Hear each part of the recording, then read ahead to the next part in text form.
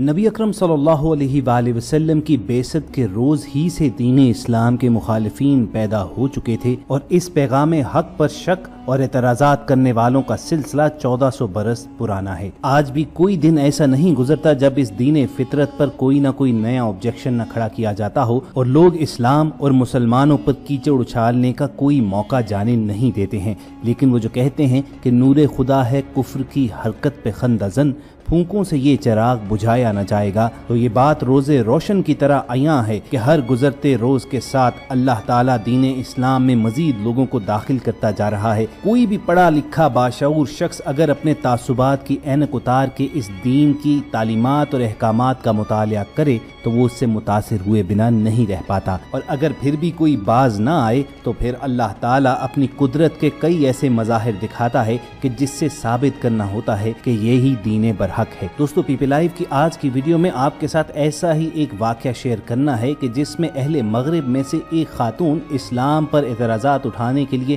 اور اسلام کے خلاف پروپیگنڈا کرنے کے لیے لائیو ٹیلی ویژن شو میں آئی۔ وہ مسلمانوں اور دین اسلام پر کیچڑ اچھال رہی تھی کہ لائیو ٹیلی ویژن شو کے دوران ہی اس پر جنات کا حملہ ہوا یا اس پر اللہ تعالیٰ کا عذاب نازل ہوا۔ یہ مناظر اور پوری ڈیٹیل مکمل تفصیل کے ساتھ آپ تک پہنچائیں گے، لیکن آگے بڑھنے سے پہلے ریڈ بٹن پر کلک کر کے اور بیل آئیکن کو پریس کر کے پی پی لائیو کے سبسکرائبرز بننا مت بھولیے تاکہ ایسی انفارمیٹیو ویڈیوز آپ کو فیوچر میں بھی ملتی رہیں۔ خواتین حضرات، تاریخ گواہ ہے کہ جب بھی کسی غیر مسلم نے اسلام کے خلاف کوئی نہ کوئی سازش رچائی تو اللہ تعالیٰ نے کوئی ایسا بطل جلیل پیدا فرما دیا کہ جس نے اس سازش کا سر وہیں پر کچل ڈالا، اور بعض اوقات اللہ تعالیٰ نے اپنی قدرت کے ساتھ ہی ایسے گستاخ لوگوں کو اس دنیا کے سامنے عبرت کا نشان بنا ڈالا۔ انسانوں کے نام اپنے آخری کلام قرآن مجید فرقان حمید کی دوسری آیت میں اللہ تعالیٰ انسانوں کو چیلنج کرتے ہوئے مخاطب کرتا ہے، ذالک الکتاب لا ریب فیہ، یہ وہ کتاب ہے، یہ وہ ذکر ہے کہ جس میں شک و شبے کی گنجائش نہیں ہے۔ اپنی اسی حقانیت کے باعث یہ کتاب الہی عظمت و بزرگی والی کتاب ہے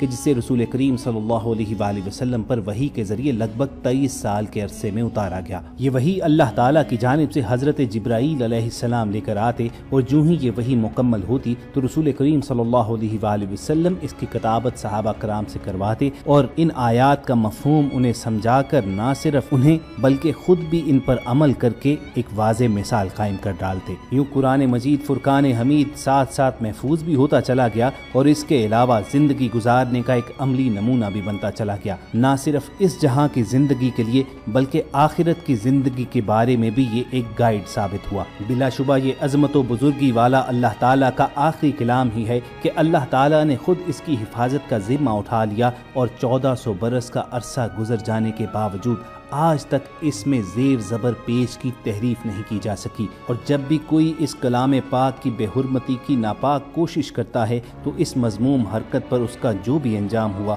وہ پوری دنیا نے دیکھا۔ اسی کتاب کی بے حرمتی کرنے والے شیطان اور لعین قسم کے لوگوں میں یہ عورت بھی شامل تھی کہ جس کی والدہ نے مارکیٹ سے قرآن کریم کا ایک نسخہ خریدا اور کہا کہ وہ گھر جا کر مسلمانوں کی اس کتاب کو پڑھے گی۔ بیٹی نے کہا کہ یہ کتاب آپ میرے حوالے کر دیجئے، میں اسے رکھ لیتی ہوں اور گھر جا کر آپ کے حوالے کر دوں گی۔ ماں نے قرآن کریم کا وہ نسخہ اپنی بیٹی کے حوالے کیا اور خود دوسری اشیاء خریدنے میں مگن ہو گئی۔ خواتین حضرات، وہ لڑکی دراصل مسلم مخالف تحریکوں کے زیر سایہ تھی اور مسلمانوں سے شدید نفرت کرتی تھی، لہٰذا اس نے گھر واپسی پر جاتے ہوئے اس قرآن پاک کو نعوذ باللہ زمین پر پھینک دیا اور اس کے اوپر سے گزر گئی۔ گھر پہنچ کر اس لڑکی کی والدہ نے جب اس سے سوال کیا کہ مسلمانوں کی وہ کتاب کہاں ہے، میں اس کا مطالعہ کرنا چاہتی ہوں، تو وہ یکدم سکتے میں چلی گئی۔ اس کی آنکھیں کھلی اور پھٹی کی پھٹی رہ گئیں۔ اس لڑکی کے منہ سے کئی طرح کی آوازیں تو نکل رہی تھی مگر وہ کوئی بھی لفظ کہنے سے قاصر تھی۔ اپنی بیٹی کی یہ حالت دیکھ کر اس ماں کو تشویش ہوئی اور فوری طور پر اپنی بیٹی کو ہاسپٹل لے کر بھاگی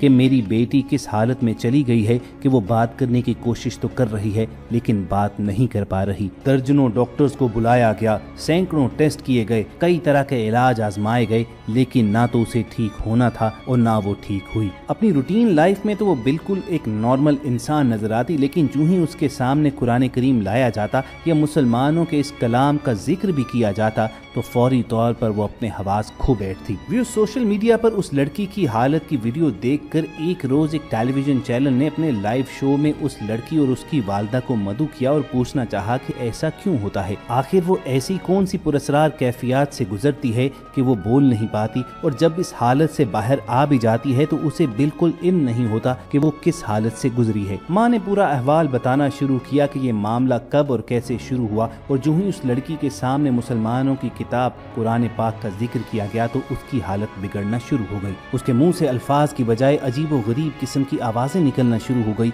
और वो अपने हवास बिल्कुल खो बैठी। ये लड़की किसी आसेब के साए के जेर असर थी या इस पर अल्लाह का अजाब नाजिल होता था, और वो भी उसी वक्त कि जब इसके सामने अल्लाह ताला के कलाम का जिक्र किया जाता या पढ़ा जाता। ये वो मुइम्मा है जो अभी तक हल नहीं हो सका। अगरचे इंसान ने मेडिकल साइंसेज में बेपनाह तरक्की कर ली है, लेकिन इस लड़की का मामला हल करने से कासिर है। सोशल मीडिया पर पूरी दुनिया में जब ये वीडियो वायरल हुई तो बहुत से मुसलमान अहबाब ने कमेंट्स में उन्हें बताया कि आखिर मामला है क्या, ये गुस्ताखी की मुर्तकब हुई है और इसे इसी बात की सजा मिल रही है। इन दोनों को दावत हक भी दी गई, लेकिन शायद अभी इनके दिल पत्थर हैं और उनमें ईमान की रोशनी दाखिल नहीं हो पाई। बहरहाल दुआ ही करनी चाहिए कि अल्लाह ताला जल्द अज जल्द इन्हें भी राह रास्त पर लाए और हम जिनके लिए कुरान पाक नाजिल फरमाया गया, हम कुरान पाक के अहकामात पर अमल करने के काबिल हो सकें, अपनी ज़िंदगियाँ रसूलुल्लाह सल्लल्लाहु अलैहि वसल्लम के अहकामात और अल्लाह ताला की बताई गई तालीमात के मुताबिक गुजारें। याद रखिए कि जब तक मुसलमान कुरान करीम से रोशनी लेकर अपनी ज़िंदगियाँ आगे बढ़ाते रहे तो वो पूरी दुनिया पर हाकिम रहे, और जब उन्होंने कुरानी तालीमात को पसे पुष्ट डाल दिया तो अज़ली हाकिम अब्दी गुलाम बनकर रह गए। और इसी एक नुक्ते को अल्लामा इकबाल ने शेर में बयान किया था कि वो ज़माने में मुअज़्ज़ज़ थे मुसलमान होकर, तुम खार हुए तारिके कुरान होकर। कुरान मजीद फुरकान हमीद को महज तिलावत से सवाब हासिल करने का ज़रिया मत समझिए, बल्कि अल्लाह ताला की जानिब से इंसानियत के नाम ये आखिरी पैगाम है और बेहतरीन गाइड भी है, जिसमें तमाम दुनियावी अलूम की और आखिरत की बातों के बारे में नसीहतें की गई हैं। इस दुनिया का कौन सा ऐसा मौजू है कि जिसका अहाता अल्लाह ताला ने अपनी इस किताब में नहीं किया है। बाज़ मौज़ूआत पर वजाहत के साथ और खुले अल्फाज के साथ डायरेक्शंस दी गई हैं और बाज़ मौज़ूआत की जानिब इशारा फरमा दिया गया है। अब ये इल्म की तलाश करने वाले और तजस्सुस रखने वाले जहनों पर मुनहसर है कि वो